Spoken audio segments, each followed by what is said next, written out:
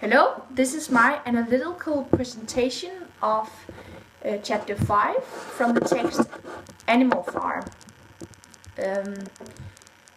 On the farm, it occurs a small society inside. As in the human society, there are a clear politic about what is wrong and what is right, what shouldn't and should be done. For instance, in the beginning, the dog Molly breaks the tolerated politic about not letting a human stroke her nose. Honor is seen as most important, which is seen when Clover demands Molly to give her her word of honor that she didn't let the human stroke Molly's nose. Even Clover knows Molly is lying when she rejects such incident has occurred, and when Clover goes to Molly's stall to find proof to her suspicion, she finds a little pile of sugar and several bunches of ribbon in different colors. Then, 3 days after, Molly disappears, probably to find another barn or home where she can enforce the laws and keep her honor straight. I'm going to return to Molly's situation later on in my presentation. Especially interesting is the written language in the Animal Farm text. Even though we know the characters are animals, the writer has chosen to express it as similar as human life as possible.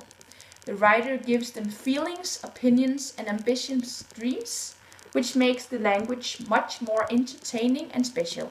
It is very rare that a writer chooses to present the animals like in this case. An example about the language just described can be found already on page 33, line 1 to 4. As winter drew on, Molly became more and more troublesome. She was late for work every morning and excused herself by saying that she had overslept, and she complained of mysterious pains, although her appetite was excellent. This quote about Molly seems much more detailed than most writers would usually portray an excellent appetite. The excellent appetite is this quote about Molly seems much more detailed than most writers would usually portray a dog. She has a job, she excuses herself, she complains about pains, but she still got the excellent appetite. The excellent appetite is most common for dogs, so it makes sense after all, and that makes the text more reliable, even though we know a dog can complain, excuse herself, or have a job. In the text, it occurs a great use of adjectives and adverbs, which make scenarios easy to imagine. Most of chapter 5 is about the dispute between the pigs Snowball and Napoleon, who disagrees at every point where disagreement is possible. It says on page 34, line 26 to 27. Especially the chapter covers the disagreement about the windmill, which fills most of the Sunday morning meetings in the greatest spot in the barn.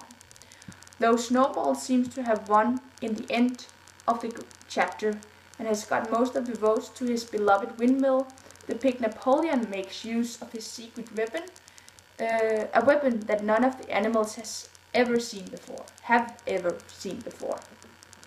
4 fierce-looking, full-grown dogs reared privately by himself since they were small puppies. With the dogs in his power, he forces Snowball to flee.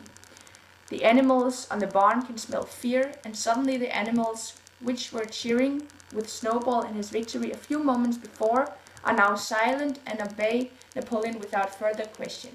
Bob, sir, a dog from the herd, expresses the reaction very clear on page 41, lines 16 to 17. If Comrade Napoleon says it, it must be right. On the farm, the pigs make the decisions because they are manifestly cleverer than the other animals, though that decisions has to be ratified by a majority vote. The other animals obey the instructions and have no problem with soil distribution. That is proof that the natural hierarchy between the animals is extremely integrated in the little society. For instance, that is the reason why the animals never talk about Molly again after the pigeons pass the news about her new existence away from the barn. She is no longer part of the herd.